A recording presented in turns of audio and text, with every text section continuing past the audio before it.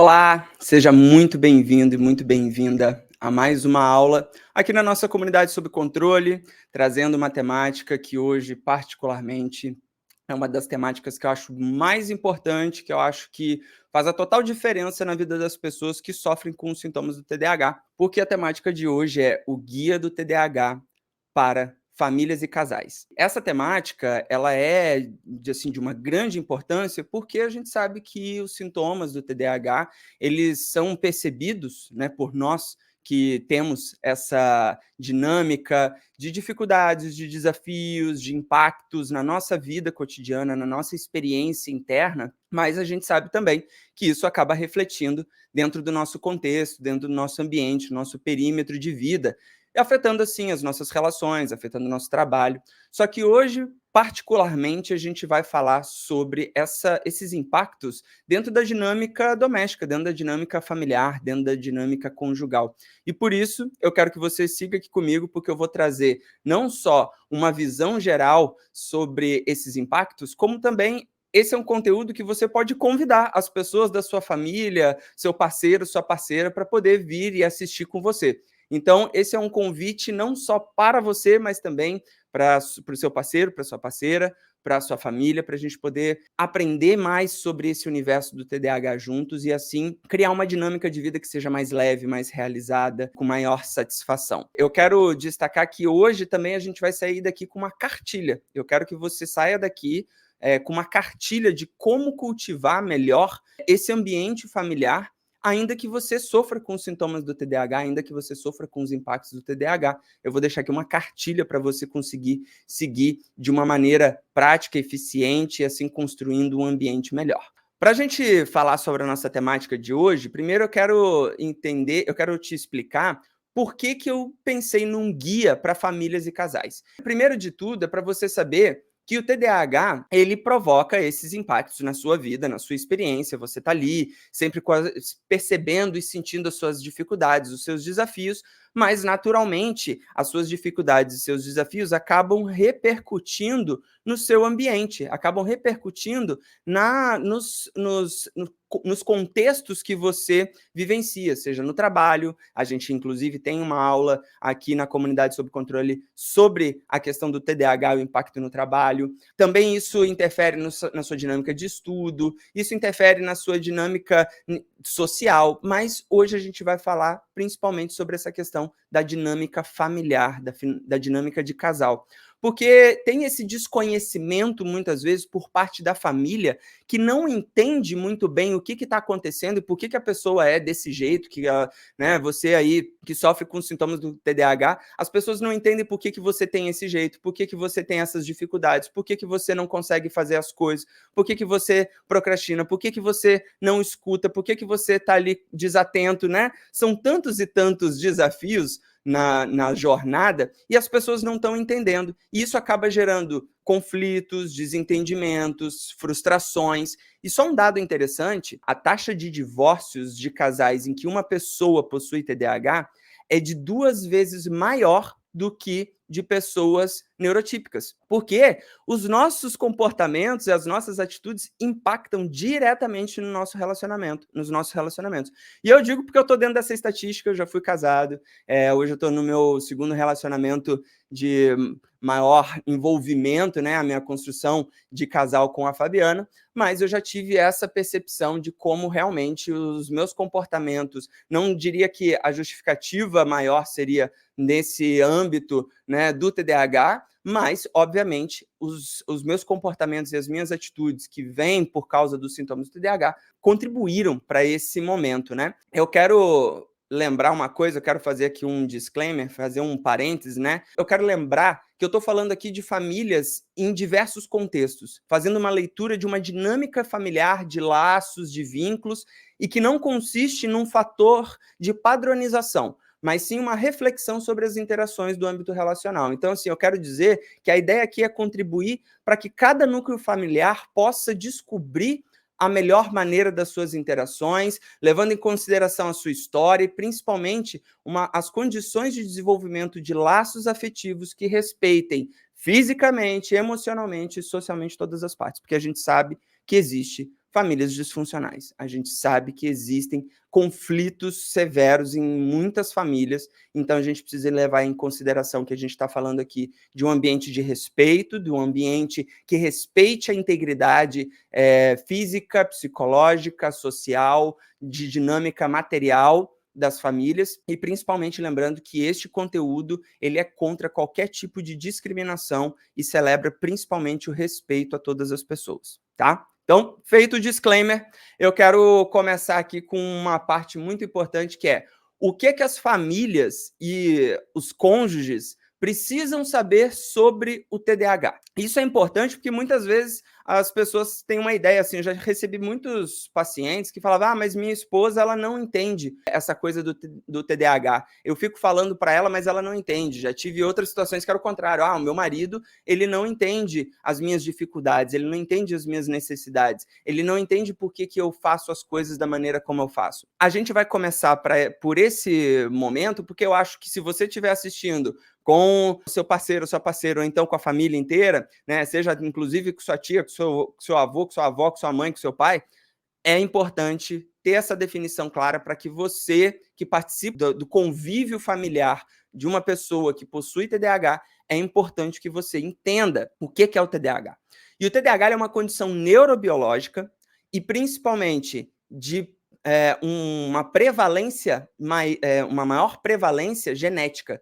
Então, o TDAH ele é um transtorno do neurodesenvolvimento em que afeta o desenvolvimento de algumas funções do cérebro, a gente chama isso de funções executivas, e que vão interferir em diversos aspectos, tanto da experiência interna, como também de comportamentos. Eu vou explicar melhor sobre essa coisa, experiência interna, comportamentos, mas me acompanha aqui que você vai conseguir capturar. Por ele ter uma prevalência genética, significa que alguma parte do parentesco de primeiro grau dessa pessoa, possivelmente, em 66% dos casos, ou seja, 2/3 dos casos de TDAH, tem um fundamento genético para essa transmissão, para essa característica, para o surgimento dessa característica. É óbvio que a genética em si ela não determina tudo, porque você precisa levar em consideração um contexto ambiental, um contexto de fatores que podem fazer com que essas características disparem. E necessariamente, para você ter o diagnóstico de TDAH, você precisa apresentar, a pessoa que está com você aí precisa apresentar essas características,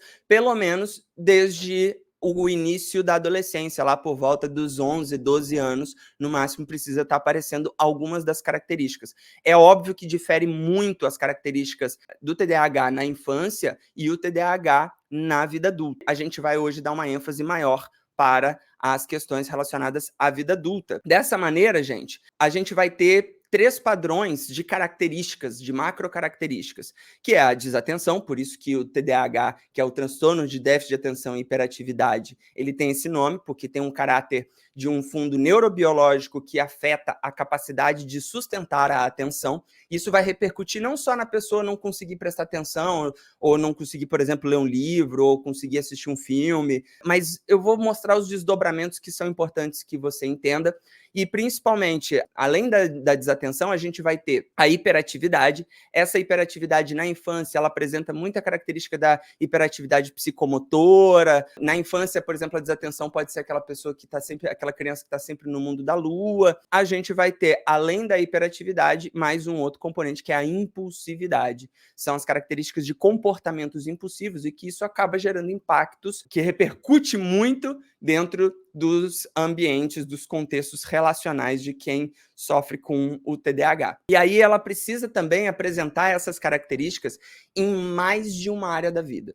Então não é que a pessoa ela é hiperativa no momento que ela está entediada no trabalho, ou que o trabalho dela é chato, ou que ela é desatenta só na faculdade, porque isso pode ser uma coisa caracterizada, uma caracterização relacionada àquele ambiente. Essas características comportamentais, elas precisam repercutir em mais de uma área da vida. Então precisa apresentar dentro da organização pessoal, da vida pessoal, da rotina pessoal, como também do ambiente familiar, como também da organização doméstica, do cuidado doméstico, como também do trabalho, como também dos estudos. Então precisa estar, pode ser a gestão financeira, por exemplo, então precisa estar em pelo menos mais de uma área da vida apresentando essas características de desatenção, hiperatividade e impulsividade. Então aqui cabe uma coisa muito importante. A pessoa, ela não é assim porque ela quer. Ela nasceu assim e os sintomas, a escalada de vivências que ela foi tendo, apresentando os sintomas, foi gerando padrões comportamentais que geram impacto hoje na sua vida, que geram impacto na vida de quem tem TDAH. Ela não está ali procrastinando, ela não está prestando atenção no que você está falando porque ela não quer.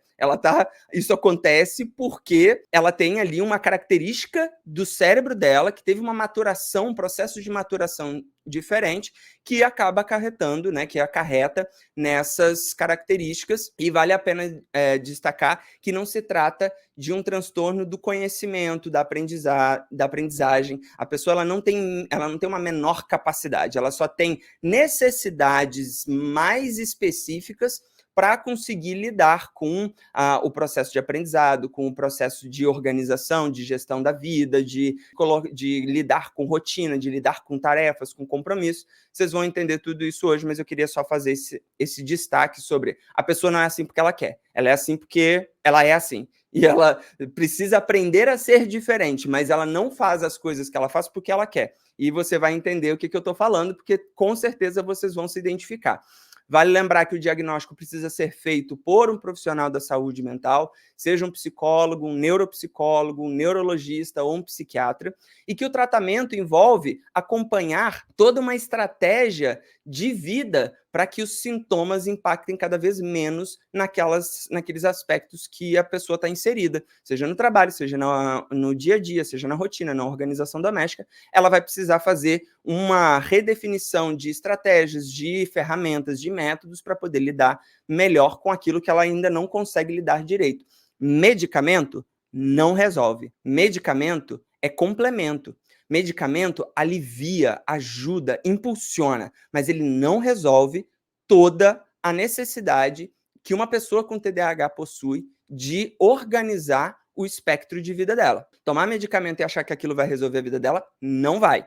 Vai ajudar? Vai ajudar. Muito, mas não é o medicamento em si que resolve todas as situações. Vale também o destaque que muitas vezes as pessoas, inclusive, fazem a preferência por não utilizar medicamento e essa avaliação precisa ser feita com um profissional especializado em saúde mental, melhor ainda se for especializado em TDAH. O que eu quero trazer como uma intenção maior desse conteúdo? É porque eu sei que muitas vezes a compreensão dos comportamentos, das atitudes, parece meio estranha porque você nunca te orientaram. Eu estou falando agora com as pessoas que convivem com quem tem TDAH, com quem sofre com TDAH.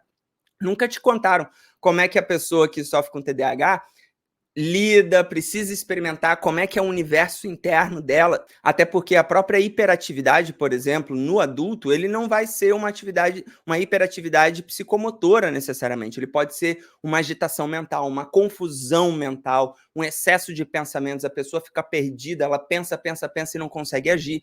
Então você muitas vezes não está sabendo o que está acontecendo no universo da pessoa que sofre com TDAH, mas hoje você vai entender porque eu vou trazer aqui para você. Mas pode ser comum que as pessoas que sofrem com TDAH, com sintomas de TDAH, escutem muitas vezes coisas do tipo: fulaninho não me ouve, ele não presta atenção em nada do que eu digo, ele deixa tudo pela metade, ele vai fazer as coisas e deixa tudo pela metade, ele nunca faz o que eu peço na hora que eu peço, tá sempre atrasado, atrasada, ela vai deixando tudo para depois, é uma pessoa desleixada, desorganizada. Aí vale a ressalva, a pessoa, ela é assim não porque ela quer, ela é assim porque ela funciona assim, o cérebro dela funciona desse jeito. O cérebro dela contribui para que essas coisas aconteçam, para que ela não escute o que você está falando, para que ela não preste atenção, para que ela deixe para depois, porque ela acha que depois vai dar tempo, ou então que depois vai ser o melhor momento, ou então ela vira e fala que ela, não, pode deixar, daqui a pouco eu faço, ou não, pode deixar comigo que eu vou resolver, e aí ela não resolve, constâncias do tipo vai procrastinando, esquece de pagar a conta de luz, esquece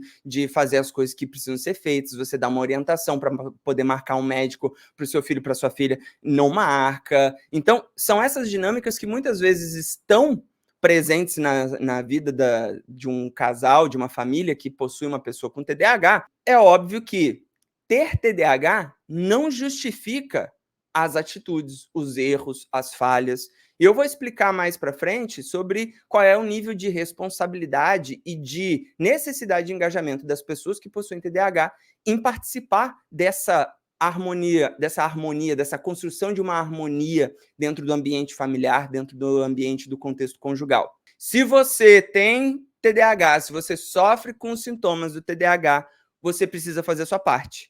E eu sei disso porque você sabe que eu tenho TDAH e eu aprendi que eu preciso fazer minha parte. Os meus pacientes também entendem que eles precisam fazer a parte deles, não por causa do contexto familiar ou por causa do contexto conjugal, mas por sua causa, para que você possa estar bem, independente de qual seja o contexto.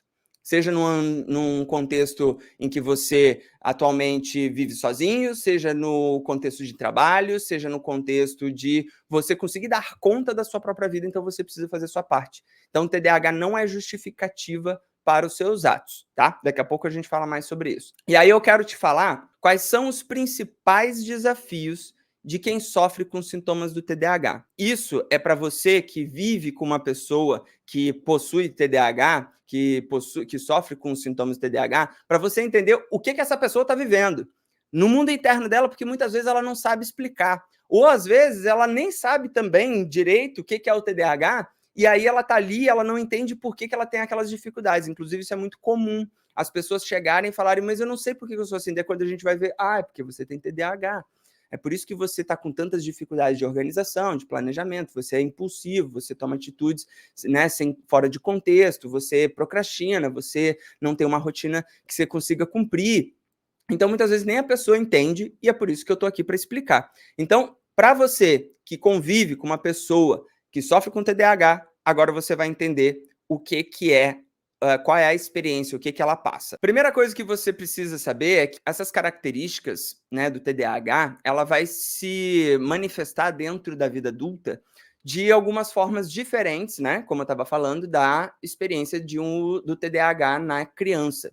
Porque ela teve uma somatória de experiências, ela teve uma somatória de aprendizados sobre responsabilidades, sobre prazos, sobre necessidades, estudar, trabalhar, cuidar, dar conta de si, ter uma casa, cuidar da casa, dinâmica. As características, então, vão se manifestar dentro desses contextos. E eu vou trazer mais especificamente sobre esses contextos. O primeiro deles que eu quero trazer é a desatenção em tudo. O que é a desatenção em tudo? Primeiro, ela tem um caráter neurobiológico, é uma função do cérebro que não consegue sustentar a atenção.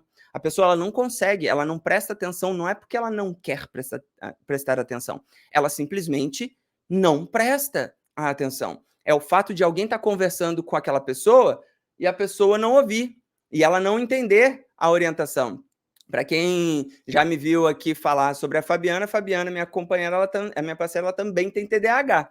E aí é muito claro, assim, que eu falo com a Fabiana, falo, amor, precisa marcar não sei o que para as 18h30. E aí a Fabiana estava lá fazendo alguma coisa, ela não prestou atenção. E eu sei, porque eu olho na cara dela e eu sei que ela não prestou atenção, porque aquela informação não ficou gravada no cérebro dela. Aí eu pego assim e faço isso aqui, ó. Amor, tá prestando atenção? Olha aqui, ó, grava aqui comigo. Que horas que eu falei que a gente precisa marcar o compromisso? Aí ela vira e fala assim, 18 horas? Não, 18h30, tá me ouvindo? Olha aqui, ó, presta atenção, 18h30, 18h30, 18h30. Porque é uma ideia para poder fazer gravar a informação no cérebro dela. Porque eu sei que não é porque ela não está dando importância, que ela não está ligando para o que eu estou falando. É simplesmente porque o cérebro dela não conectou com a informação. Ela está desatenta. E ela tem uma baixa capacidade, todo mundo que sofre com TDAH, tem uma baixa capacidade de retenção da informação porque não conseguiu prestar atenção. Então, é normal aconteça essa desatenção nas responsabilidades, então no fato de não estar fazendo a coisa do jeito que deveria, derruba as coisas, não consegue organizar, precisava cumprir com alguma coisa, mas a pessoa não prestou atenção no que estava sendo dito para ela, então ela não segue as orientações que foram dadas, ela esquece as coisas, os compromissos, ela não lembra onde é que deixou as coisas, porque ela deixou um negócio, depois ela fica 5 horas procurando a chave do carro, então, cadê meu celular? Alguém viu meu celular? Entende? Aposto que acontece. Vai deixando as coisas espalhadas em qualquer lugar e depois esquece de onde colocou. Então, por exemplo, até depois eu posso falar de outras estratégias lá no final, que é a ideia, mas, por exemplo, chave é uma coisa que eu tenho um chaveiro que ele vai engatando as chaves para eu andar com as chaves todas ali, eu posso pendurar na minha calça, eu posso pendurar na minha mochila, porque é um tipo de chaveiro que eu falei, esse aqui funciona para mim que tem o TDAH, para eu não sair deixando espalhado pelos lugares. Então já tem essa dinâmica do chaveiro que tem um clipe e ele vai engatando em todos os lugares. Então, são coisas assim que precisam estar na dinâmica para você ter um entendimento. Muitas vezes pode acontecer também, sabe o quê? Sobre a desatenção, a pessoa que está lá grudada no celular, fica o tempo inteiro no celular. Isso é um desafio, não só para quem tem TDAH, porque isso agora é um desafio generalizado, mas para quem tem TDAH, para quem sofre com sintomas do TDAH, o celular ele gruda e a pessoa ela não consegue ter uma atenção difusa eficiente. Nem a concentrada, nem a difusa. Ela é muito boa de atenção alternada, muitas vezes, que é conseguir estar ligado em tudo que está acontecendo, mas, na verdade, não está ligado no que precisa direcionar a atenção. Então, é muito comum ter essa coisa do vício do celular, e você está falando com a pessoa está ali no celular e ela está grudada naquele negócio. Ela não está fazendo isso porque ela quer, ela está fazendo isso porque existe um fundo neurobiológico. É claro que, como eu falei, a pessoa com TDAH precisa fazer a parte dela. Mas a gente vai falar disso já já. Outra coisa, dificuldade em cumprir compromissos. Isso tem a ver com uma dificuldade que as pessoas que sofrem com TDAH têm em estabelecer prioridades, saber a relevância de determinado compromisso e, principalmente, se engajar nele. Mas tem um outro fator que é interessante, que é o dimensionamento do tempo. Pessoas com TDAH, existem artigos científicos mostrando a percepção distorcida do tempo em pessoas com TDAH. Aliás, tudo que eu estou falando aqui tem artigo científico explicando, tá? Isso aqui não é da minha cabeça, não é só porque eu sou psicólogo. Todo esse conteúdo é baseado em neurociência, vocês sabem disso, vocês que me acompanham aqui. O que acontece muitas vezes é aquela ideia do acha que vai dar conta, não, pode deixar, eu vou conseguir resolver isso aí. E aí se compromete com uma determinada atividade e não cumpre, não dá conta, fica estressada. Aí ela fica, tô sobrecarregado, não sei o quê. Mas é porque a pessoa ela acha que ela vai dar conta, mas ela não consegue dar conta. E aí ela se sente sobrecarregada, mas não é porque ela está sobrecarregada, é porque ela não conseguiu organizar a dinâmica de vida dela para conseguir se engajar e conseguir efetivar aquilo com qual a ação com qual ela se comprometeu. Outra coisa, esquece compromisso. Então você marca um encontro de família. Então aí você vai todo mundo para casa do vô e da avó de não sei quem, e aí ou então na casa da tia de não sei quem. E você tá lá, combinou com a pessoa, e aí a pessoa, ela fala: "Não, beleza, a gente vai". Aí faltando 2 dias antes, a pessoa fala: "Nossa, sabe o que eu fiz? Eu marquei com um fulaninho pra gente se ver no sábado e tal, e tal, e tal". Daí você vira e fala assim, mas a gente não vai na casa da minha tia? A gente não vai lá no almoço de família? Eu já te falei isso a semana inteira. Não acontece?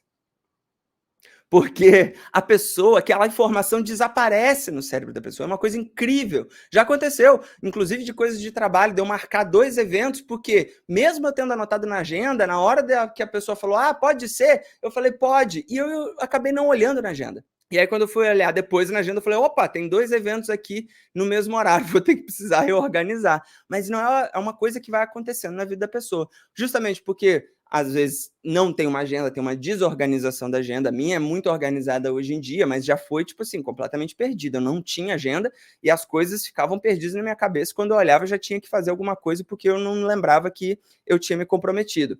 Não consegue seguir planejamento, muda de opinião, então a gente estabelece um compromisso, vamos fazer isso, e daí não, acho que não quero, eu quero mudar de opinião, e aí muda de opinião, perde a vontade, desencanta daquilo, desiste das coisas, vamos então se comprometer da gente ir na academia juntos e tal, ou então fazer, sei lá, dança de salão juntos, daí a pessoa, vamos, e aí daqui a pouco ela desiste e tal. Vou explicar por que isso acontece, mas também tem a ver com esse fator neurobiológico, porque a pessoa tem dificuldade de sustentar processos, de criar consistências de atividades, e é por isso que ela desiste muito fácil das coisas. Ela desiste da academia, ela desiste de um esporte, ela desiste de um hobby, ela inclusive, vou falar da impulsividade, ela de repente pode vir com uma ideia e 3 meses depois ela já desistiu da ideia. Às vezes não precisa nem de 3 meses, pode ser 3 semanas, ela já desistiu daquela ideia, ela já mudou de opinião, ela já não quer mais aquilo, e muitas vezes ela assume compromissos simplesmente pelo fato que ela quer agradar os outros. É muito comum de pessoas com TDAH quererem agradar os outros, e aí vão assumindo compromisso, daí a mãe vira e fala assim, você pode regar minhas plantas que eu vou viajar, você pode vir aqui passar aqui em casa para regar minhas plantas? A pessoa fala, não, posso sim, pode deixar. E aí esquece, não consegue dar conta, não vai lá, fica apertado na agenda e não sei o quê, mas ela estava querendo, porque ela queria agradar, ela queria trazer esse contexto, ela queria mostrar que ela consegue fazer as coisas, mas muitas vezes ela não consegue, e ela acaba se cobrando e tendo uma experiência emocional muito intensa, simplesmente porque ela queria dar conta daquilo, mas ela não sabe por que ela não está conseguindo. E, na verdade, isso tem a ver com TDAH. Outra coisa que incomoda muito os ambientes familiares e relacionais é a procrastinação crônica, que é a dificuldade que as pessoas... tem uma diferença, tá, gente? Uma coisa é procrastinar. E aí você, tá, eu sei, depois eu faço. Outra coisa é a procrastinação crônica, que a pessoa sequer consegue fazer. Ela não consegue. Ela vai procrastinando porque ela não consegue se engajar naquela tarefa. E ela vai deixando para depois, e aquilo vai gerando uma sensação, uma experiência de pressão e estresse muito grande na vida dela, e aquilo acaba repercutindo no ambiente. De que forma? Bom, primeiro é a dificuldade de iniciar uma tarefa e que vai deixando tudo para depois. Então é natural que talvez você vire e fale assim, precisa resolver isso. A pessoa fala, tá, daqui a pouco eu resolvo. Então, não, pode deixar que eu vou resolver. E aí ela se compromete, fala que vai fazer e acaba não fazendo. Vai atrasando, vai deixando para depois, e depois, e depois. E daqui a pouco a pessoa vira e fala, e aí, fez? Não, não fiz. E aí, fez? Não, não, pode deixar, vou fazer. Eu era craque de fazer isso. Muito craque. Eu era a pessoa que mais falava, não, pode deixar, vou resolver. Não, eu resolvo, pode deixar. E aquilo ia irritando as pessoas no meu entorno. Tanto as pessoas com quem eu já me relacionei, como muitas vezes a Fabiana, às vezes ainda fica assim, porque tem horas, tem momentos que eu tô ali, não, pode deixar. E aí foi aquela coisa do automatismo que eu não percebi que eu estava falando que ia me engajar numa coisa e acabou me engajando.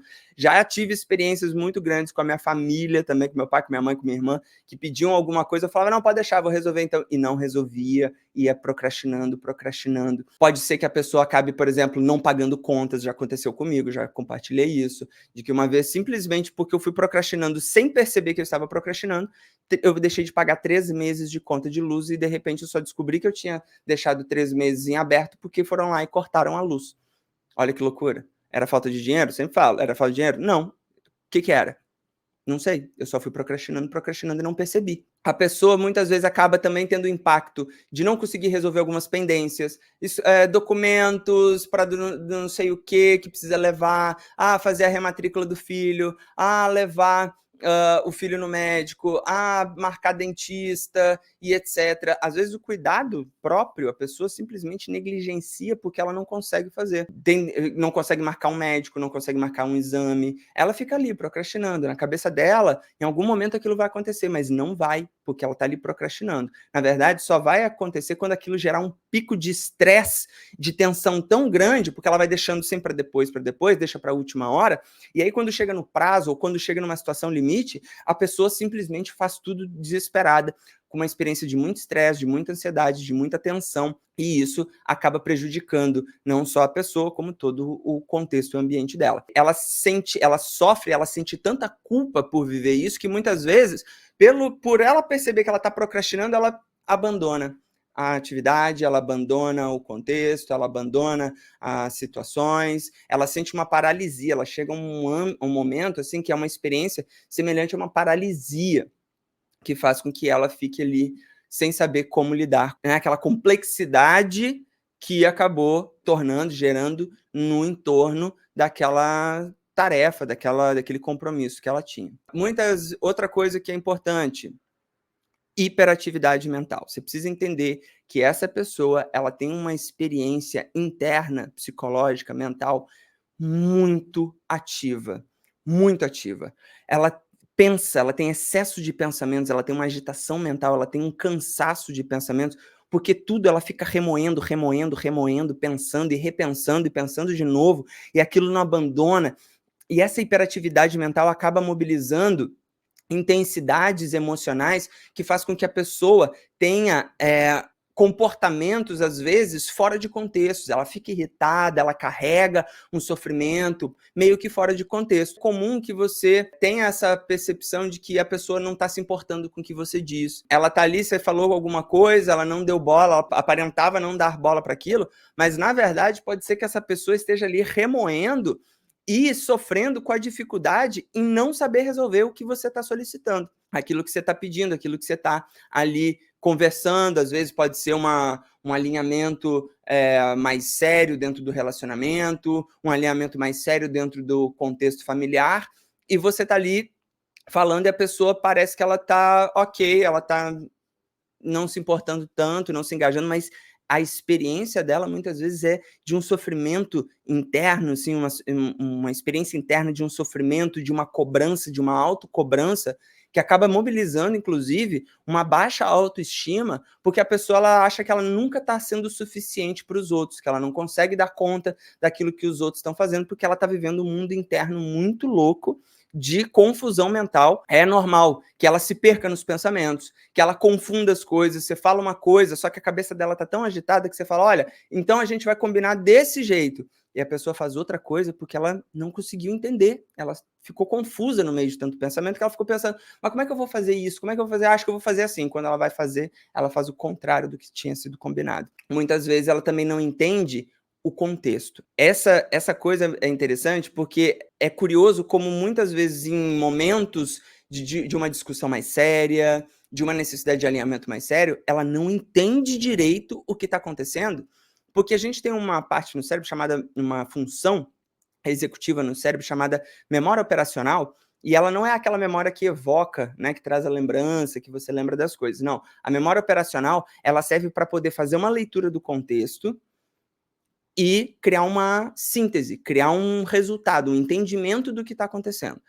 E essa região, essa função no cérebro de quem sofre com sintomas do TDAH, quem sofre com o TDAH, ela é disfuncional. Ela não consegue fazer leituras apropriadas de contexto, e aí é muito comum que as pessoas que possuem TDAH acabem dando uma bola fora, fazendo uma leitura errada do contexto. Aí o fulaninho estava brigando com ela, reclamando com ela, e ela achou que era, não, era só uma coisa, ela só me deu aqui, conversou umas coisas comigo, e na verdade era algo sério. Não é porque ela não estava levando a sério, é porque ela não conseguiu fazer uma leitura de contexto apropriada. Então, a gente precisa começar, vou falar daqui a pouco com o pessoal que tem TDAH, né? Por enquanto estou falando com quem convive, mas é para que você tenha esse entendimento que muitas vezes a dificuldade de fazer uma leitura de contexto acaba resultando em algumas atitudes, comportamentos, posicionamentos que não estão bem adequados dentro do que o contexto está exigindo. Às vezes é uma discussão familiar, né? E a pessoa, tá beleza. Mas não tá beleza, era algo sério, era algo que precisava ali. Às vezes é um momento de piada, às vezes é um momento de brincadeira, e ela leva aquilo a sério porque ela não conseguiu entender direito as circunstâncias. Faz sentido? Outro ponto aqui importante, a impulsividade. A impulsividade, um fator que atrapalha muito, que causa muito impacto na vida de quem sofre com TDAH, porque existe uma função no cérebro chamada controle inibitório, que é como se fosse o freio dos comportamentos, o freio da atenção, o freio da intensidade emocional. Ela acaba muitas vezes tomando atitudes que ninguém entende, porque ela vai lá e fala, nossa, eu resolvi que a gente vai fazer isso. E aí, do nada, a pessoa fala, mas de onde que surgiu essa ideia? Na cabeça da pessoa, aquilo faz muito sentido, mas no contexto, muitas vezes não faz. Então, ela toma uma atitude que parece ser impulsiva, mas na cabeça dela está fazendo sentido. Pode ser que não faça no contexto, de fato, mas na cabeça dela está fazendo sentido. Então, ela está tendo ali uma ideia que faz muito sentido, ela, vou fazer isso. Ou então o contrário, desiste da coisa, não, a gente não vai mais, vou falar uma coisa besta assim, não, a gente não vai mais assinar Netflix. Por quê? Aí, sei lá, a pessoa pensou lá em várias coisas que resolveu que a gente não vai mais assinar Netflix, que a gente não vai mais pagar a mensalidade do clube ali do que a gente participa, dos eventos ali que a gente participa. Sei lá, tô inventando aqui, mas para poder trazer essa percepção de que muitas vezes parece atitudes impulsivas, tá? E isso repercute em tudo, comportamentos, escolhas, e que causam muito impacto. E muitas vezes é porque a pessoa que sofre com TDAH, ela não consegue explicar o processo do que estava acontecendo na cabeça dela. Para poder falar: "Olha, pensei nisso". Não, ela já sai fazendo. Ela já toma uma atitude. E aí ela não pensou em como organizar essas atitudes, esses pensamentos, essa decisão, dentro do ambiente dela. Muitas vezes ela pode acabar fazendo compras impulsivas, por exemplo, por causa desse baixo controle comportamental, né. Então na cabeça dela está fazendo sentido comprar uma air fryer nova, comprar sofá novo, comprar uma cadeira de praia nova. Mas a gente tem uma cadeira de praia. É, mas eu tive aqui, achei que ia ser legal, e daqui a pouco, quando aparece assim, tem lá uma cadeira nova de praia, porque, ou então um banco para varanda novo, porque aquilo passou na cabeça da pessoa, ela comprou negócio para uma Alexa para sua casa e não avisou. Aí, pô, mas é porque na cabeça da pessoa, naquele momento, estava fazendo sentido aquilo. Então ela faz compras impulsivas, porque a intensidade está ali tão grande e o controle inibitório, que é o freio do comportamento, não está funcionando bem. Ela acha que aquilo é uma grande ideia e ela vai lá e segue aquela intensidade do momento e não consegue frear e fazer uma análise sobre isso. Ela toma atitudes financeiras impulsivas, não planejadas, né? Muitas vezes ela tem um pensamento tipo, não, a gente vai, daí ela chega assim, comprei passagem para a gente viajar. Mas de onde? Não, a gente estava apertado, a gente estava guardando dinheiro. Não, não, não, pode deixar, eu vou dar conta. Lá no final do mês eu já tenho aqui mais ou menos um plano de como é que eu vou fazer isso e tal, tal, tal. Na cabeça da pessoa está funcionando, mas não necessariamente o contexto está adequado para aquela decisão, para aquela percepção que ela teve. E aí ela não consegue pensar no futuro, por causa da dificuldade de mencionar o tempo, e ela não vê que aqueles comportamentos que ela está tomando ali vai impactar no futuro. Vai deixar um rastro do fato dela resolver fazer uma coisa, dela desistir de outra coisa, que aquilo está deixando impactos no futuro. Eu tinha muito da coisa da impulsividade por atividades esportivas. Então, do nada, eu falava assim, eu tive essa época, né? Eu vou fazer triatlon. E aí eu fui lá e comprei a bicicleta, e aí eu comprei a sapatilha que precisa botar na bicicleta, aí eu comprei o capacete, aí eu comprei o óculos de natação, aí eu comprei a roupa para poder nadar, aí eu comprei o tênis para poder correr, o reloginho para poder manter ali o acompanhamento das atividades, e daqui a pouco, passou ali 1 ano, eu desisti. Foi uma impulsividade início e uma impulsividade da desistência. Entende? Parece muitas vezes que as pessoas não entendem. Minha família sempre falava assim: "Nossa, qual é a próxima invenção de moda do Márcio?" Porque eu não conseguia explicar de onde que vinha essa minha ideia, as minhas ideias, a minha impulsividade. Essas características trazem a gente para mais um outro contexto, que é a variação de humor e a desregulação emocional. O que significa isso? As pessoas que possuem TDAH, como elas não têm esse freio do comportamento, esse freio do cérebro bem ajustado, elas normalmente experimentam as reações emocionais com muito maior intensidade do que normalmente o contexto oferece, está indicando.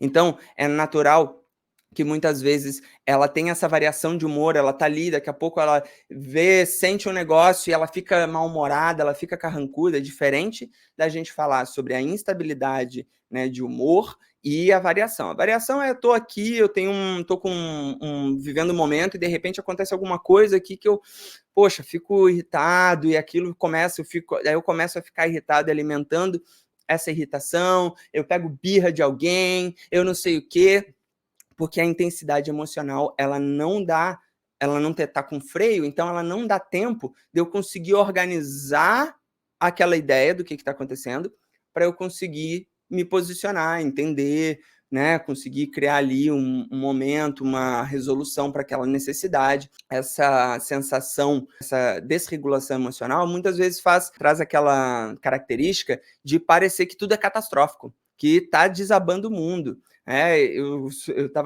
Ontem aconteceu uma situação assim, porque tive um problema aqui no consultório, que daí no final eu já estava pensando que ia ter que quebrar o piso, ia ter que fazer obra, ia ter que mexer, e a sala, né, aqui é alugada, não é? Então, assim, poxa, ia ter que resolver um monte de coisa. Antigamente, eu ia despirocar. Eu ia ficar irritado, eu ia começar a reclamar com todo mundo e tal, não sei o quê, ia carregar aquilo, ia sofrer, ia falar que tá tudo, né, o mundo desabou, ia passar 2 dias, depois daqui a pouco era capaz até de eu falar assim, então eu vou sair desse consultório. E aí eu aprendi como regular essas emoções para poder conseguir entender que aquilo é só a intensidade do momento e que eu preciso organizar as ideias antes de tomar uma atitude. Acabou que as coisas estão todas se resolvendo sem essa leitura catastrófica que eu estava fazendo, porque eu tenho TDAH, então isso acaba acontecendo. Muitas vezes pode acabar sendo um momento em que a pessoa fala sem pensar, ela dá uma resposta seca, ela é grosseira, e ela não está sendo grosseira ali naquele momento porque ela quer ser grosseira, mas é porque está tendo uma intensidade emocional que ela precisa aprender a regular. Tudo isso que eu estou falando, gente, na real, é para também que haja um entendimento de quem sofre com TDAH, de que você precisa cuidar dessas características, porque não adianta você falar agora para as pessoas que convivem com você, sem você entender que você precisa fazer algo por isso. Acabei de falar aqui que eu aprendi como ter uma maior regulação emocional, então você também precisa trazer isso para o seu contexto. Desorganização generalizada.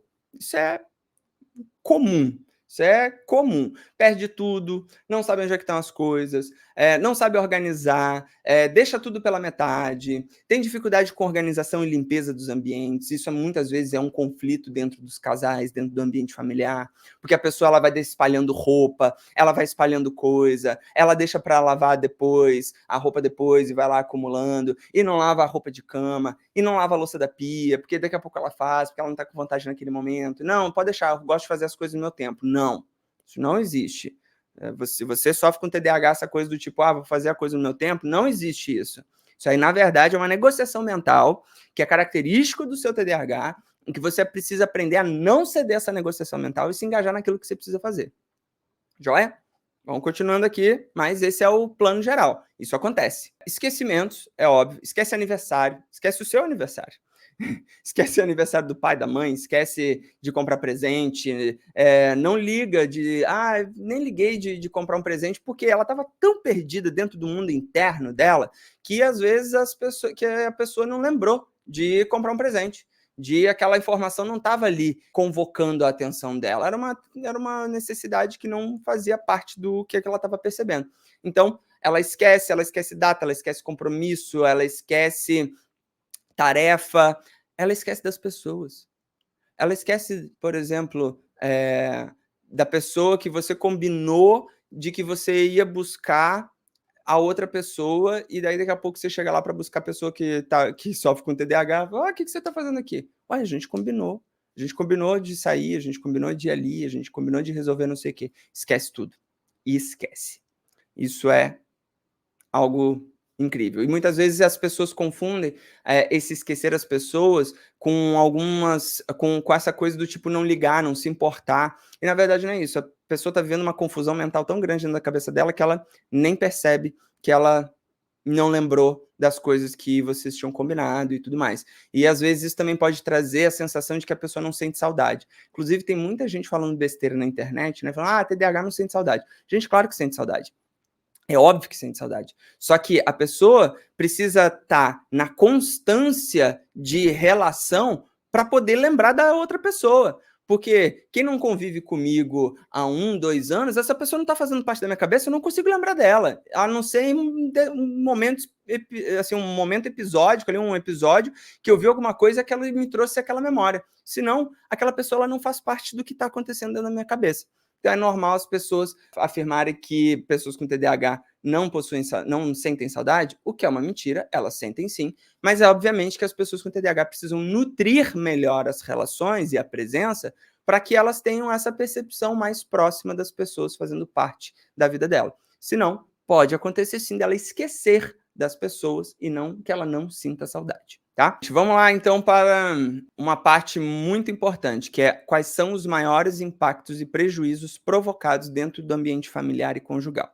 E é óbvio que você já sabe de cor o que acontece, quais são os impactos, os prejuízos, né? Você sabe mapear todos eles, mas eu quero te mostrar como ele é tão comum em todas as pessoas que não é uma característica da sua casa, do seu relacionamento, da sua família. É uma característica que acontece em todas as casas, todas as famílias, que, né, todas eu estou exagerando, né, mas na maior parte das casas e das famílias que possuem uma pessoa com TDAH.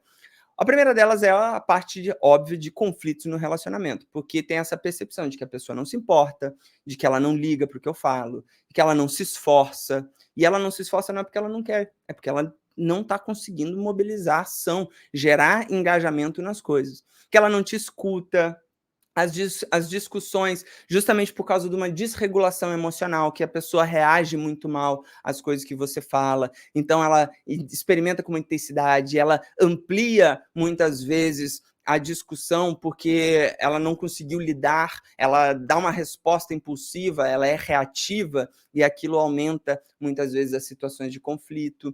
Impacto financeiro também é uma coisa muito importante dentro desse contexto, desse ambiente familiar e conjugal, porque são decisões que muitas vezes a pessoa toma de forma não planejada, não organizada, impulsiva. Ela tem uma dificuldade de fazer a gestão. Muitas pessoas com TDAH possuem dificuldade de fazer gestão das suas finanças. E tinha um estudo, agora eu esqueci aqui, óbvio, eu esqueci quais eram os índices, mas era coisa assim do tipo, cerca de 60% das pessoas com TDAH possuem dívidas. Olha que número grande. 60% das pessoas tinham dificuldades em mais de 60% tinham dificuldades em fazer a gestão financeira dela, do ambiente pessoal, doméstica, né. Eu vou até botar o artigo aqui na comunidade, para você poder dar uma olhada nesses índices, porque é muito curioso, né? E uma das coisas que mais foi mostrado era como essa dificuldade financeira gerava impacto nos relacionamentos, gerava impacto no ambiente familiar, conjugal. Então, a pessoa muitas vezes faz compras impulsivas, faz gastos impulsivos, não consegue planejar, organizar. Ela compra, por exemplo, um sofá parcelado em 10 vezes, e aí depois ela vai lá, tem que fazer a revisão do carro e ela parcela a revisão do carro e aí já somou 2 parcelas, mas ela não contabilizou as parcelas do sofá, então ela acha que vai dar certo para dividir em 2 vezes e aí ela não viu o montante que, na verdade, quando foi olhar, tinha muito mês dentro do seu salário, ou seja, estava sobrando mês e tinha pouco salário. Porque a pessoa não conseguiu verificar, ela não conseguiu fazer uma organização. Isso tem a ver com a capacidade, né? Então, existem estudos mostrando, de fato, as dificuldades que as pessoas com TDAH possuem na gestão financeira. Então, muitas vezes, o ideal é que essa pessoa tenha uma dinâmica de gestão simplificada e principalmente compartilhada, que outras pessoas contribuam para a gestão financeira, né? Não deixar toda a gestão por responsabilidade da pessoa, não porque ela seja incapaz, mas porque é bom ter alguém para acompanhar e ajudar nessa dinâmica. Outra coisa tá, e tem um detalhe que muitas vezes as pessoas fazem alguma compra, alguma coisa impulsiva para tentar agradar, né? Eu vou comprar isso aqui para poder agradar, vou comprar ali a air fryer que a gente tanto estava querendo aqui em casa, então vou comprar o telefone novo ali que a minha filha estava pedindo, porque a pessoa queria agradar e, na verdade, ela perdeu ali a organização, ela não conseguiu ter um manejo eficiente da gestão financeira. Outro ponto, tensão nas responsabilidades compartilhadas. Isso sempre não. Isso acontece muito porque a pessoa muitas vezes tem dificuldade em fazer o que precisa fazer.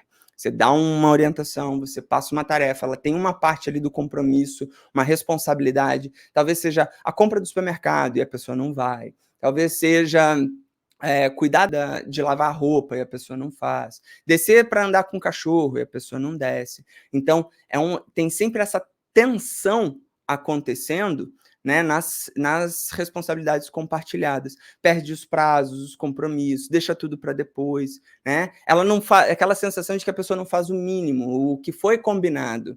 E isso acaba impactando, obviamente, dentro dessa dinâmica familiar e conjugal. A rotina desorganizada também é outro fator, que é um impacto muitas vezes não só na dinâmica da pessoa, dela não conseguir cumprir uma rotina, dela não ter uma organização, ela não sabe o que ela vai fazer em cada hora, por exemplo, ela não tem nem sequer um momento na semana dela que está dedicada para ir no supermercado, ou para organizar a casa, ou para lavar a roupa. Então ela não tem isso, mas isso também impacta na dinâmica familiar, porque impacta também na dinâmica dos filhos, de horários, de aprendizado, de regras, de contextos, de combinados, né? Porque daí a pessoa nunca tem uma organização, ela pega e taca uma televisão, taca um celular na mão da criança e deixa lá porque ela não tem organizado, então ela vai botar um negócio ali e deixar lá a criança porque ela está perdida, porque ela não tem organização. Aí, se ela não tem organização, imagina se as crianças vão ter horário organizado para qual é a quantidade de tempo delimitado para poder assistir desenho, para poder ver televisão, para mexer no tablet, para poder jogar joguinho, para poder saber qual é a hora de estudar, qual é a hora de fazer o dever de casa. Aí fica uma coisa aleatória e isso gera um impacto enorme, inclusive prejudicando o sono, a alimentação, a dinâmica ali de horários e compromissos, que a criança precisa ir para o inglês, precisa ir para não sei para onde, precisa fazer não sei o quê, bagunça geral. Então, rotina, ela causa, a falta de rotina, a dificuldade com rotina, ela causa um impacto sistêmico generalizado. E aí acaba sempre sobrecarregando a outra parte, e aí eu daqui a pouco vou fazer um parênteses aqui, mas acaba sobrecarregando a outra parte que ou vai ter que fazer aquilo que a outra pessoa não fez, ou vai ter que ficar cobrando a pessoa que tem TDAH para fazer. Isso é insuportável. Eu que eu tenho TDAH, tá, gente? Isso é insuportável. Eu atendo uma paciente que ela é casada com uma pessoa que tem TDAH. O que a gente foi trabalhar era justamente o nível de tensão que ela vivia, porque ele tinha as coisas que ele precisava resolver e ela tinha que ficar atrás para poder saber se ele estava fazendo. Então, era melhor que ela fizesse. Mas, porra, não é para ela fazer, porque existem combinados. Então, ela tinha que ficar ali aquele nível de tensão para poder saber se ele estava fazendo. Acabava que lá no final das contas ela acabava fazendo. Por quê? Quando se fala de um contexto familiar doméstico, todos nós sabemos, a sobrecarga sempre vai recair em uma mulher. Então, se você é homem e você tem TDAH, faça a sua parte. Faça a sua parte. Isso eu estou falando, obviamente, num contexto de um relacionamento hétero, né, normativo. Então, se você é homem, faça a sua parte. Agora, independente de se é heteronormativo, homonormativo, se é, enfim, não importa. Todo mundo que tem TDAH precisa fazer a sua parte. Entendido? Precisa fazer a sua parte. Porque senão o outro tem que ficar ali correndo atrás para poder fazer as coisas que você está deixando pelo meio do caminho. Aqui na comunidade sob controle, você tem trocentas ferramentas que vão te ajudar a lidar com as coisas que você precisa fazer, para você fazer a sua parte. Então, dentro da comunidade sob controle tem tudo. Tem sobre rotina, tem sobre organização, tem organização pessoal, tem organização de trabalho. Não adianta falar, que eu estou sobrecarregado, tem muita coisa de trabalho para fazer. Ela se organiza. Faça a sua parte. Eu preciso fazer a minha, você precisa fazer a sua. Para que a gente possa viver de uma forma leve. Justamente porque você não está fazendo a sua parte, é que provavelmente você está tendo uma vida completamente desorganizada e conflituosa com as pessoas que são importantes com você, para você, tá? Então, essa parte, principalmente de organização, de rotina, de planejamento, de combinados, de responsabilidade compartilhada, se engaje. Porque senão chega num ponto que são as sensações de frustração e desânimo. Isso impacta, as pessoas ficam frustradas com a gente. Ficam frustradas com o fato da gente não conseguir dar conta do mínimo, de não fazer o que a gente está se comprometendo, do que é importante. Qual é a relevância do meu papel nesse ambiente familiar, nesse relacionamento conjugal? Qual é o meu papel? Quais são as coisas que são importantes nesse contexto que a gente estabeleceu como importante? Participar da organização, participar do cuidado. Aí vou até fazer aqui puxar um outro tópico que poderia ser um outro vídeo, mas sobre a importância de homens aprenderem sobre cuidado, sobre cuidar da casa, sobre cuidar das coisas, cuidar da roupa, cuidar da comida. Então faça a sua parte, todo mundo, tá? A gente tem esse entendimento que se a gente não fizer a nossa parte, a gente vai estar causando frustração, desânimo, mais conflito dentro do relacionamento. Agora é o seguinte, a gente vai estabelecer um roteiro, um script aqui de quais são as melhores ferramentas e estratégias para ter uma relação mais harmônica dentro de um ambiente familiar e conjugal em que tem uma pessoa que sofre com TDAH. Então eu vou passar aqui a cartilha e agora é a hora que você precisa estar concentrado. Quem está assistindo com você também estar concentrado porque agora vem o script, as ferramentas, a cartilha. E vai estar em PDF aqui na comunidade, você encontra aqui o PDF com essa cartilha. Primeiro, rotina. Você precisa ter uma rotina base, você precisa ter momentos para cada coisa, você precisa ter momento para limpar a casa, você precisa ter momento para lavar a roupa, você precisa ter momento para estudar, momento para trabalhar, você precisa saber qual é o momento que seu filho precisa fazer dever de casa, você precisa saber qual é o momento que seu filho vai para o inglês, você precisa ter tudo isso mapeado em um script, é o script da sua vida, para você seguir, porque se você for tomar decisões aleatórias, você que tem TDAH, você vai errar, você vai tomar decisões erradas. Então você precisa de um script da sua vida. Ah, Márcio, mas a vida com script é muito chato. Não, você sabe o que é chato? Chato é você, o tempo inteiro, tá sofrendo com as dificuldades por causa da falta de roteiro da sua vida. E que daí você fica sofrendo com o fato de você estar perdido, com o fato de você não saber o que você faz, com o fato de você ter provocado um impacto na sua família, no seu trabalho, porque você não seguiu um roteiro, porque você não tem roteiro. Isso é chato. Isso não é chato? Você não acha chato? Eu acho chato. Eu acho chato olhar para o impacto que os sintomas do TDAH vão causando no entorno da minha vida. A minha percepção, a minha concepção do que é melhor é conseguir ter uma rotina para eu poder experimentar a vida de uma forma mais leve. Então, primeira coisa que você precisa fazer é estabelecer uma rotina, tá? E aí é uma rotina sua, que sofre com TDAH, e a rotina da família, ok? Ou do casal. Quadro de tarefas e checklist. Gente, tem que ter lista para tudo, tem que ter um quadro de tarefas. Eu e a Fabiana, a gente colocou lá um quadrinho branco na cozinha para poder ir anotando tudo que precisa. Ela vai lá anotando, eu vou anotando e a gente vai fazendo o registro. Então, assim, se você tem tarefas combinadas, põe um quadro branco, vai anotando quais são as tarefas que estão combinadas, quais são os compromissos. Muitas vezes falar, para quem convive com pessoa com TDAH, muitas vezes falar não resolve. Então, tenha esse combinado de anotar e a pessoa sabe onde que ela tem que ir lá buscar a informação, porque está anotado. Ah, mas ela pode anotar. Pode, mas às vezes não vale o desgaste. Coloca um quadro e anota, que eu acho que vai facilitar para você também, tá? E tem a checklist para tudo. Tem a lista de compra, tem a lista do supermercado. Só vá na Leroy Merlin, na Tok Stock, na loja de material de construção, no atacadão do sei lá o quê, com lista de compra. Senão vai comprar coisa que não deve.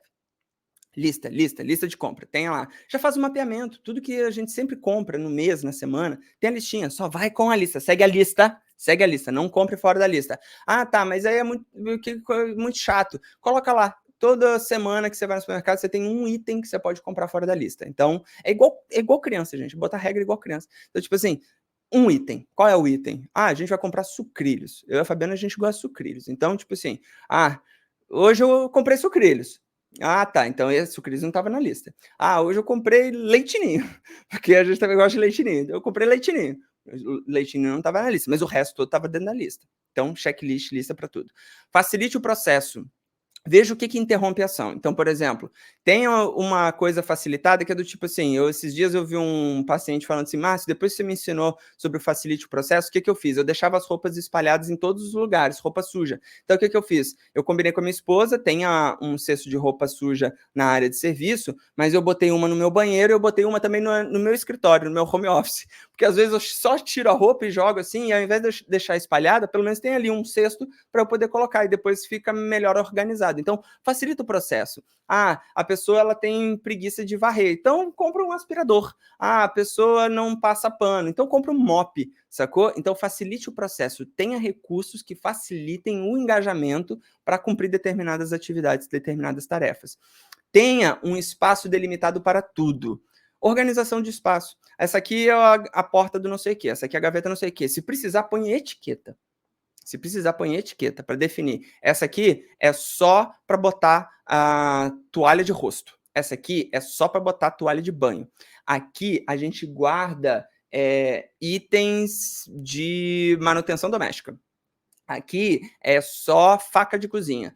Se precisar, põe etiqueta para a pessoa poder ter orientação. Mas isso também vale para a pessoa, ela precisa participar dessa organização. Não é para deixar para sua família resolver, não. Você vai participar disso aí para poder organizar, porque é a sua vida, tá? Planejamento conjunto. Então, você determinar a agenda, né, essa rotina, os horários, tudo, que horas que precisa levar menino no inglês, que horas precisa levar menino na natação, datas, essas datas são importantes, já põe na agenda, coloca alarme, coloca lembrete. Você que sofre com TDAH, você precisa ter lembretes e alarmes, você precisa colocar isso, porque você não pode deixar para que a outra pessoa tenha que ficar cuidando da sua vida e cuidando de te lembrar. Às vezes acontece? Às vezes acontece. Estava falando com a Fabiana ali hoje de manhã. Amor, marca o seu médico. O médico dela, estava lembrando ela de marcar o médico dela. Se grande amor estiver aqui assistindo, ela vai estar ali vendo. Amor, grande amor, rainha, marque seu médico. Então, é isso. Às vezes acontece. Mas você já vai lá, você precisa fazer o seu papel de colocar o seu lembrete, organizar a sua agenda. Ah, quando é que é o aniversário de não sei quem? Coloca lá. Eu sou ótimo para lembrar de aniversário. Mas, se você não é, coloca nota, aniversário de namoro, aniversário de casamento, aniversário de não sei quem, da prima, do primo, anota. Planejamento e regras financeiras. Precisa. Princípios inegociáveis. Por exemplo, eu tenho um princípio negociável que é, eu não faço compra parcelada, tá? Aí, algumas vezes, quando eu preciso parcelar, eu tenho um combinado com a Fabiana de como é que a gente vai fazer compra parcelada. Mas, basicamente, as minhas contas, a maior parte das vezes, são à vista, porque eu não posso ter cartão de crédito que eu me perco. Eu me perco nessa coisa do parcelamento. Então, aquele exemplo que eu estava dando, eu sou uma dessas pessoas que se perde no parcelamento. Então, eu não posso ter compra parcelada. Eu preciso saber o que eu preciso pagar aqui todo mês direitinho. Então, e aí quando sobra, pum, vamos fazer então uma compra aqui, uma outra coisa ali. Então, tudo é planejado. Tenha princípios inegociáveis. Ah, a gente só vai sair depois que marcar um jantar, fazer alguma coisa depois que a gente pagar todas as contas do mês. Então, a gente só vai sair depois que a gente pagar todas as contas do mês. A gente só vai fazer uma viagem depois que a gente tiver pago a geladeira. Então, entende? Então, criar essas regras, esses princípios inegociáveis e ter decisões pré-tomadas. Igual eu estava falando, eu compro do nada. Cara, tem um conselho consultivo. Isso é muito legal. Primeiro, tem as decisões pré-tomadas, que é, no meu caso, eu não compro nada sem passar 48 horas pelo meu crivo, pela minha elaboração, mas tem um conselho consultivo. Estabelecer isso na sua família. Então, tem determinadas compras que, para eu poder fazer, por exemplo, ou alguma movimentação financeira, algum engajamento financeiro que eu vou ter que fazer, além de eu conversar com a Fabiana, em alguns momentos eu converso com a minha irmã. O que você acha disso aqui que eu estou pensando? Né? Eu fui me inscrever na minha terceira pós-graduação. Aí, obviamente, minha irmã também é psicóloga, ela é neuropsicóloga, eu falei assim, o que você acha de eu me inscrever nessa pós-graduação? Porque eu já tenho duas, né? Então, era a terceira. Então, o que você acha? Acho legal, acho que faz sentido. Ela conhece minha história, ela olhou e falou, não, faz sentido para o que você está fazendo hoje, para o que você está buscando, para todo esse movimento que você está criando, eu acho que faz muito sentido. Então, tá, passou pelo meu conselho consultivo. Se ela falasse, não acho legal, opa, então deixa eu reorganizar, deixa eu pensar mais um pouco, deixa eu ver como é que vai ser isso. Entende? Então, planejamento e regras financeiras. Momentos de lazer e descanso. Importante, gente. Né? Se não fica todo mundo ali na sua tela individual, vivendo o seu momento, e não conversa, e não se relaciona, e não tem um momento conjunto de lazer, de descanso, que cria intimidade, que fortalece os laços, que propicia um momento espontâneo de falar aleatoriamente, de vivenciar aleatoriamente, vai no cinema, vai na praia, vai no parque. Não fica nessa coisa Netflix. A gente adora assistir série. Poxa, gente, sério, ficar em casa. Cadê a luz do dia? Cadê a movimentação do corpo? Isso faz bem, isso é importante para a saúde mental. Né? Distração não é descanso, eu sempre falo isso. Então, ficar o tempo inteiro no celular, ficar o tempo inteiro assistindo série do Netflix, não é descanso. Então, vai buscar atividades que possam ser feitas em conjunto, que vocês possam aproveitar em casal, em família. E quando é uma questão de família, ali um casal com crianças, tenha momentos casal, pede um vale night, um vale day, um vale weekend, né, do final de semana todo, deixa com os avós, com o tio, com a tia, com os amiguinhos, sei lá, e vai ter um momento a dois, né, importante. Por quê? Porque precisa ter momentos de conversa e alinhamento. Esse aqui acho que é o principal, tá? Fazer um check-in de como estão as coisas, de como está a relação, de como está a percepção. As pessoas não conversam, elas precisam conversar. Vocês precisam conversar, vocês precisam conversar. Porque senão fica todo mundo dentro do mundo interno, pensando que, eu não sei se está dando certo, eu não sei o quê, não sei se o nosso relacionamento está funcionando, se ele não está. Até para você saber se ele está funcionando, se ele não está funcionando, você precisa conversar, porque talvez é através ali da conversa que se descobre que não está funcionando. Aí tudo bem, aí a gente precisa pensar no novo contexto, mas sem conversa, sem alinhamento, não tem como descobrir para onde você está indo. Aí você está lá vivendo seu mundo interno, cheio de ideias, e aí você acaba tomando uma atitude impulsiva, você acaba sendo reativo, você acaba tendo momentos porque você não parou para alinhar. E alinhar significa falar, conversar, expor, falar como é que você está se sentindo, as suas impressões. Não é apontando dedo para o outro, tá? É falando das suas percepções, das suas impressões, das suas necessidades. É gerar esse alinhamento. É falar sobre, e principalmente, fazer revisões para ver a necessidade de novos acordos, de novos combinados. Até da coisa doméstica. Não está dando certo, você não está fazendo isso. Então eu tô com dificuldade mesmo de, sei lá, de ficar cuidando do passeio dos cachorros. Então, será que eu posso fazer isso e você fica com o passeio dos cachorros e eu pego essa outra tarefa que você tem? Conversa, gente, conversa. Converse, ok? E, gente, lembrando que se você é a pessoa que sofre com sintomas do TDAH, lembre-se da sua responsabilidade, da sua autorresponsabilidade. É seu papel se cuidar, é seu papel se dedicar para a sua vida, para a sua organização, porque TDAH não é desculpa. E a partir do momento que você cuida de você, todo o entorno começa a funcionar de forma mais leve, mais realizada, com mais harmonia, com mais satisfação. E, principalmente porque tratamento, acompanhamento, implementação de estratégias, buscar as ferramentas, é sinônimo de saúde e de longevidade. É muito comum de pessoas acabarem tendo quadros de depressão, tendo quadros de ansiedade, de crise de pânico, porque elas não estão cuidando do TDAH delas, das coisas, da dinâmica de vida, e isso vai acarretar problemas ainda maiores, né? E com saúde mental não se brinca, gente, não se brinca, tá? Não se brinca com a saúde de forma geral, mas com a saúde mental não se brinca porque é seu caráter funcional para a vida. Sua vida funciona e precisa disso. Mas por que eu tô falando? Mas eu falei só sobre coisas difíceis, impactos, prejuízos.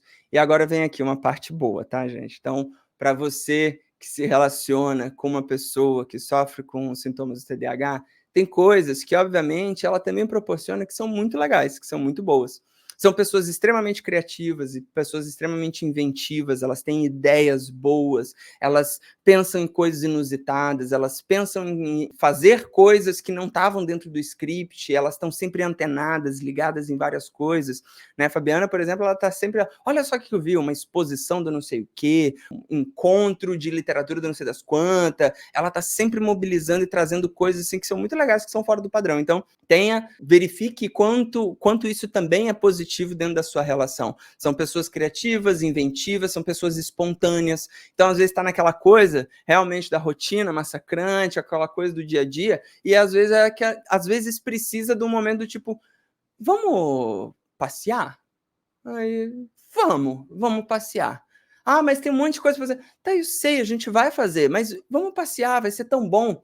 Então, são pessoas que são muito espontâneas, que muitas vezes podem ser muito divertidas, que animam, que contam, conversam, falam, estão ali, tem uma dinâmica muito interativa, até porque são hiperativas, né? Então, elas são muito interativas porque elas são hiperativas. Muitas vezes, pessoas que têm demonstrações de carinho muito espontâneas, porque elas estão ali, elas vêm uma ideia na cabeça delas, elas têm uma demonstração de carinho, que muitas vezes, pela própria impulsividade, elas têm um momento de demonstração de carinho. Então, são pessoas que apresentam também essas características e que podem e precisam ser valorizadas, porque elas também favorecem uma dinâmica familiar, conjugal, mais alegre. Então, se você estava assistindo sozinho, quer assistir com alguém da sua família, passa esse vídeo para sua família, para o seu parceiro, para sua parceira. Assistam juntos, de preferência, para você já ir explicando, e vai fazer muito sentido para poder construir uma vida familiar e conjugal mais harmônica.